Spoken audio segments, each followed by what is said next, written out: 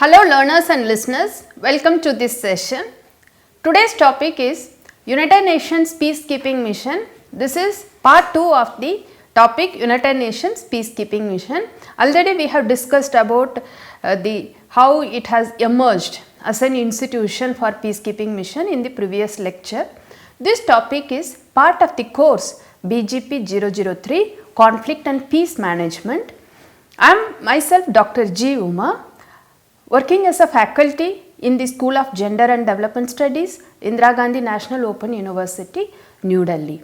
Welcome to this session. In continuation of our previous lecture, today we will discuss about the changes introduced in peacekeeping missions over the years and a critical appraisal of the arrangement and its relevance for the maintenance of international peace and security. These are the two main objectives today we are going to discuss. If you listen my previous lecture, you will come to know how the United Nations Peacekeeping Mission as an institution emerged, because when the UN was started immediately after the Second World War, the institution was established for the basically to resolve the conflict in the future. So, in continuation of our conflict resolution, the United Nations thought that it is important to start a peacekeeping mission. This peacekeeping mission basically will be deployed in the conflict zone, and these peacekeeping mission, they act as a buffer institute and they don't side with any parties. Basically they try to bring back the peace in the particular conflict zone. That is the main mission. Second one is that if there is and they try to bring the civility and they try to maintain the peace in the conflict areas. That is the important work of the peacekeeping mission. In continuation of our previous lecture, today we are going to discuss two important things. One is that the changes introduced in peacekeeping missions over the years and a critical appraisal of the arrangement and its relevance for the maintenance of international peace and security. These are the two main objectives in this lecture. First of all, in the previous lecture, we have discussed about how the peacekeeping mission as an institution emerged. In continuation of that, today let us discuss about second generation peacekeeping missions.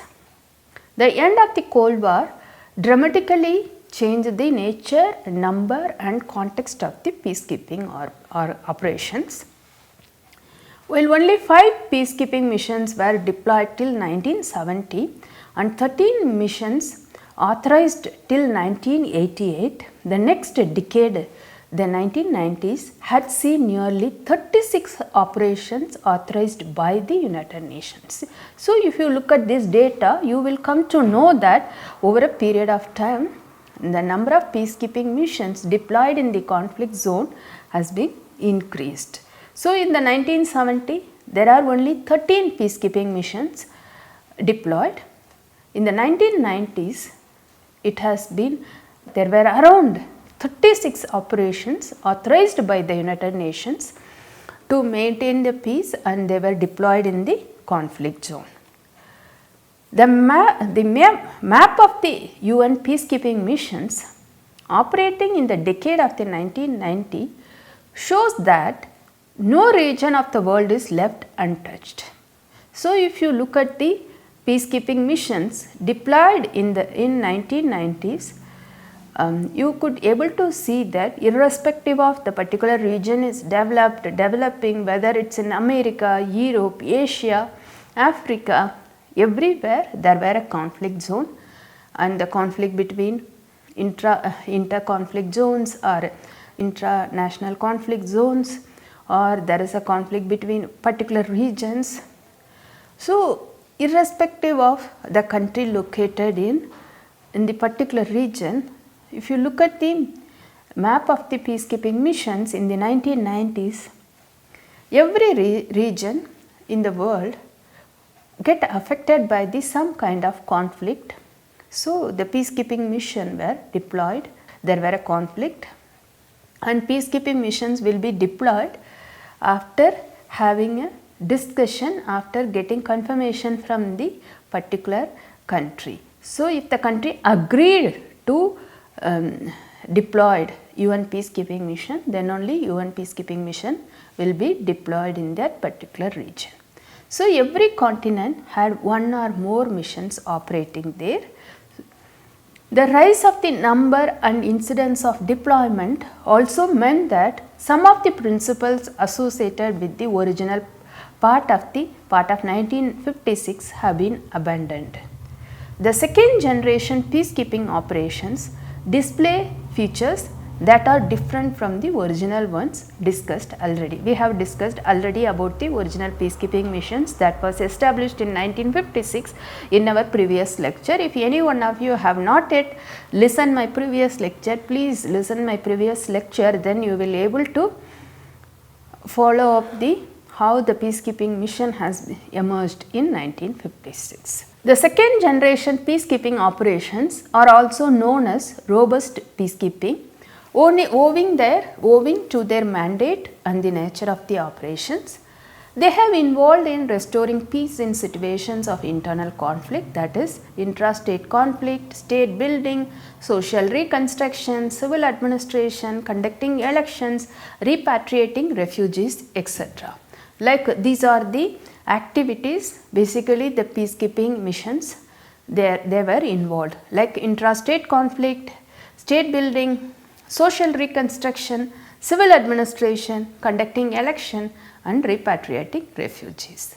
The initial instances of the second generation peacekeeping missions were in Namibia, that is UN Transition Assistance Group, UNTAG, Angola, UN Angola Verification Mission, UNAVEM, and Cambodia, UN Transitional Authority of Cambodia, and UNTAC. These are the second generation peacekeeping missions, and some of the peacekeeping missions were deployed in Namibia, Angola, Cambodia, and some of these places. One common feature associated with these three missions was that they were comprehensive, often lengthy deployments that included not merely troops but also police, legal and humanitarian contingents. Peacekeepers have come to assume such a humanitarian functions as protection of refugees, delivery of humanitarian aid and rebuilding of infrastructure ravaged by armed conflict. Okay, these are apart from that, they have peacekeeping missions, they involve in certain kinds of humanitarian activities like protection of refugees, delivery of humanitarian aid, rebuilding of infrastructure ravaged by armed conflict.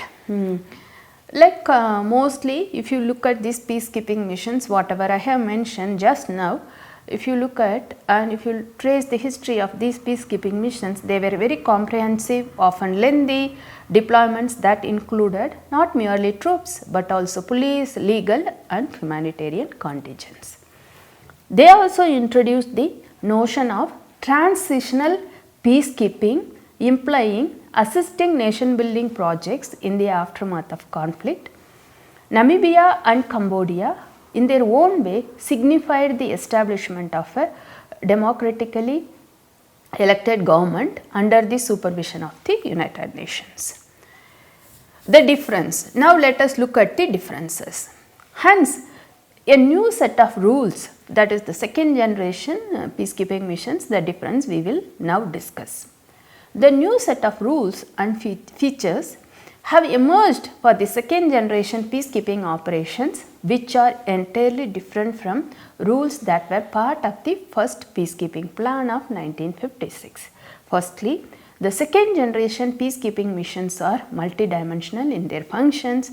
Their task is not limited to remain stationed at the borders or in conflict zone to repel potential aggression and escalation of conflict. If you look at the difference between the first generation and second generation, The first generation peacekeeping missions are multidimensional in their functions. Their task is not limited to remain stationed at the borders or conflict zone to repel potential aggression or escalation of conflict. So, the second generation peacekeeping mission, they have emerged which are entirely from rules that were part of the first generation peacekeeping plan in 1956. The functions have become diverse as far as second generation peacekeeping missions are concerned, and as also the broad mandate given to them. As mentioned above, peacekeeping forces are involved in civilian and humanitarian functions along with military ones.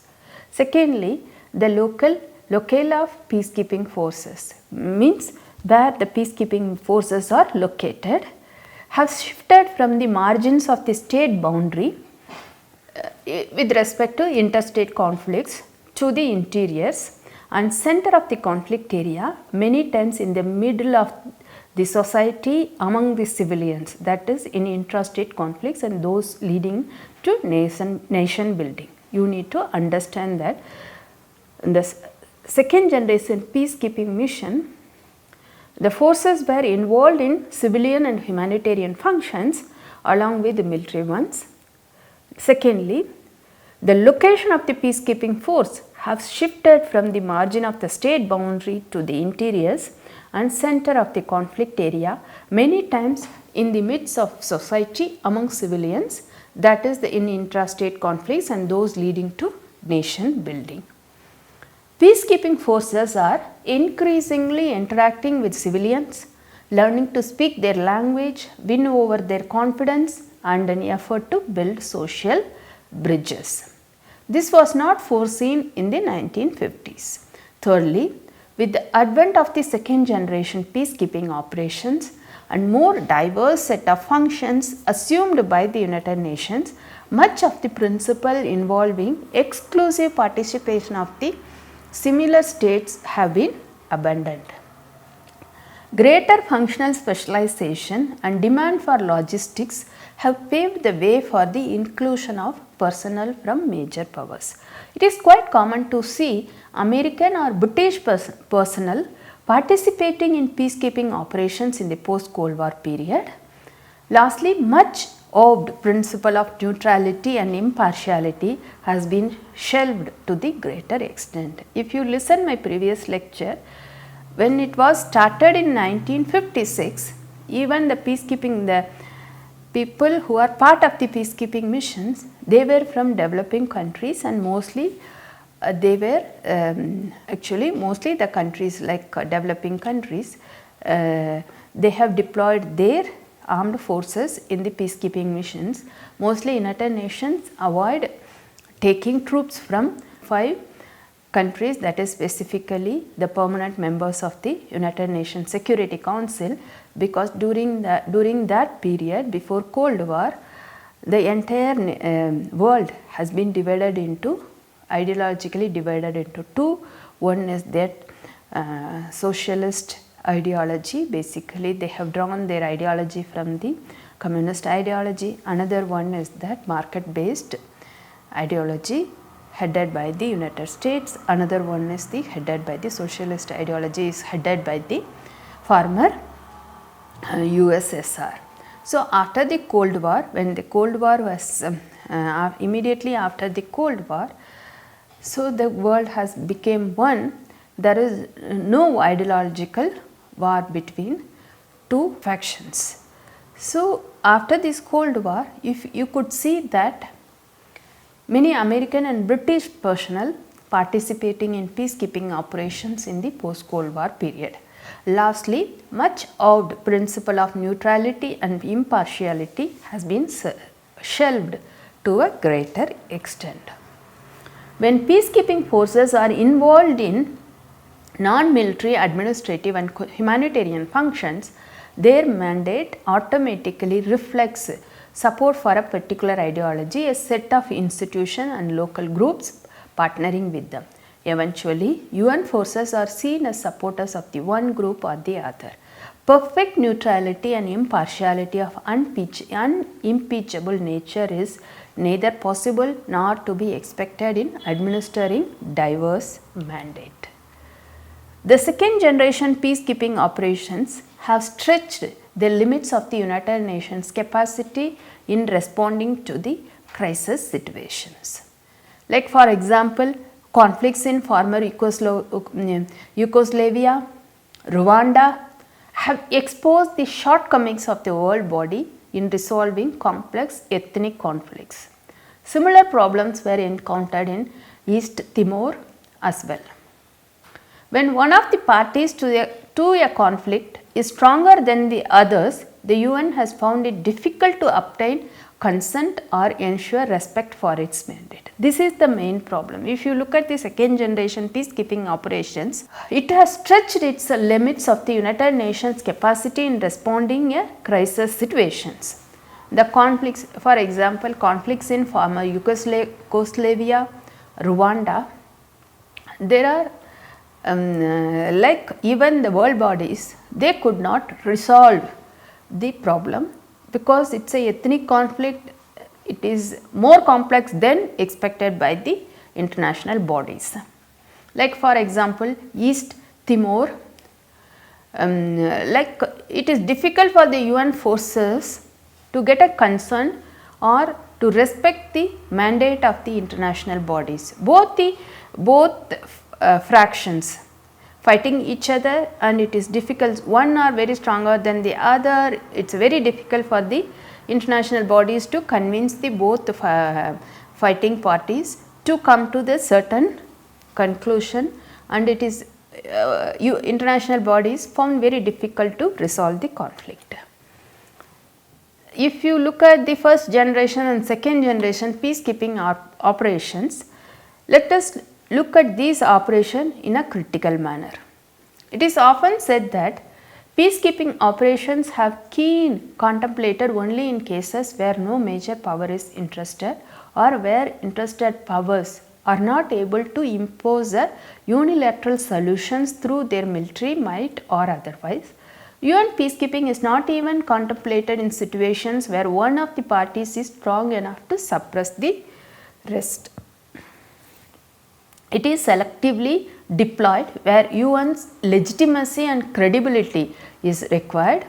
Expensive, large, long drawn missions have put a strain on a financial and organizational resources of the United Nations. For example, in some areas, if they are not able to resolve the conflict, the mission has to extend their stay for a long period. It has given so much of financial and organizational strain for the United Nations. And whenever you deployed certain peacekeeping missions, it is United Nations has to ensure that it has deployed legitimately and with so much of credibility. So legitimacy and credibility are very much required to deploy the UN peacekeeping missions. The earliest instance of financial stress due to peacekeeping emerged in 1964 following the operations in Suez Canal and Congo. In fact, when General Assembly authorized the deployment of UNEF-1 and UNOC, Russia and France refused to pay their contribution towards the peacekeeping operations because both of them are permanent member in the Security Council. If they are refused to pay, it is difficult for the UN to take care of the financial strain of the peacekeeping missions. Another problem associated with financial constraints of the legitimacy of the General Assembly to authorize deployments, former USSR and France have argued that only the Security Council is authorized to take action in situations affecting maintenance of international peace and security. When General Assembly acts in the event of deadlock in the Security Council, it undermines the authority of the Security Council and that of the veto wielding permanent members. The entire peacekeeping enterprise has suffered from lack of facilities for training of the personnel for emergency situations and the lack of manpower. In addition to it, absence of coordinating agency has hampered the efficacy of the United Nations peacekeeping operations. Part of the problem has been addressed by the establishing the Department of Peacekeeping Operations in 1992. It is administrative, managerial and planning and preparation responsibilities headed by the Under Secretary General of Peacekeeping. That this department has not entirely resolved the challenges faced by the peacekeeping missions, and the issues still remain. The success of some of the peacekeeping operations have also been sources of the problem. Almost every crisis is sought to be addressed via peacekeeping route. This has seriously reduced the responsive capacity of the United Nations as also its success rate. Some of the peacekeeping operations are also launched without much attention to logistical and cultural details that has been raised questions of credibility. The UN has very little time to train peacekeeping forces before deployment when missions are authorized and deployed in haste. As a result, there is no standard level or organizational or behavioral qualities to be expected from the personnel. And let us look at the developments and reforms. What are the developments? What are the reforms? In response to the criticism and challenges, United Nations peacekeeping arrangement has been several changes and reforms. The expanding nature of the peacekeeping operations in the 1990s necessitated a fresh look at the concept of peacekeeping. The Secretary General Boutros Ghali submitted an agenda for peace in 1992 in response to a request by the Security Council. The report set out broad contours of future action for common security. It defined and established linkages between preventive diplomacy peacekeeping and post-conflict peace building. Agenda for peace discussed such other related aspects as safety of the personnel, cooperation with regional organizations and the problem of financing. It put forward proposal for increasing the working capital fund, establishment of the peacekeeping reserve fund of $50 million and a UN Peace Endowment Fund with an initial target of $1 billion. These are some of the developments and reforms you need to understand. Then Brahmi report was another attempt to address the challenges and suggest reforms. Secretary General Kofi Annan appointed a panel of experts headed by Lakhdar Brahmi from Algeria to suggest reforms and solutions to the problem of peacekeeping.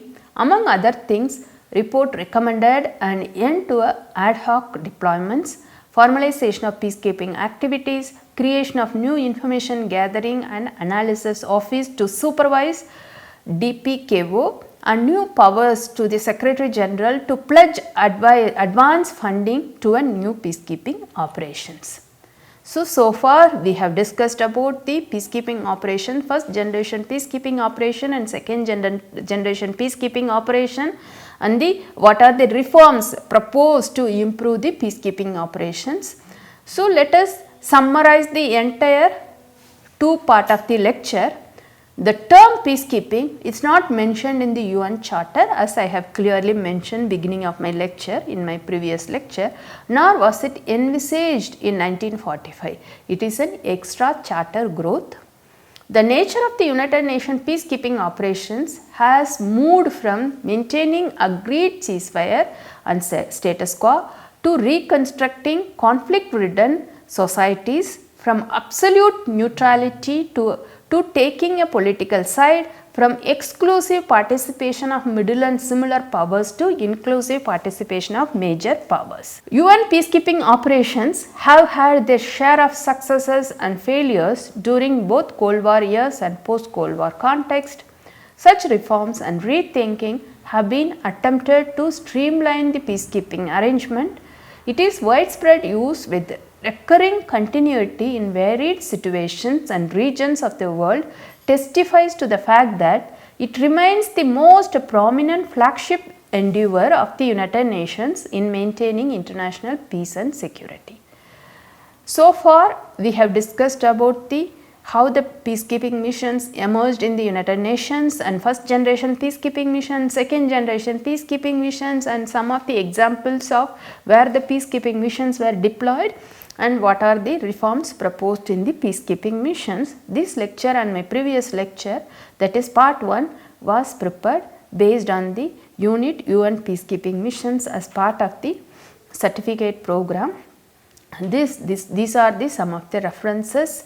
Based on these references, I have prepared the lecture. If anyone is interested to learn more about these topics, you can look at these references and you can very well learn further.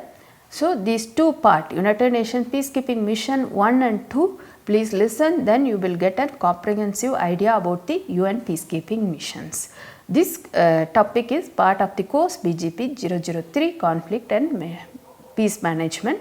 Thank you so much for listening this lecture. Again we will meet in some other session. Thank you.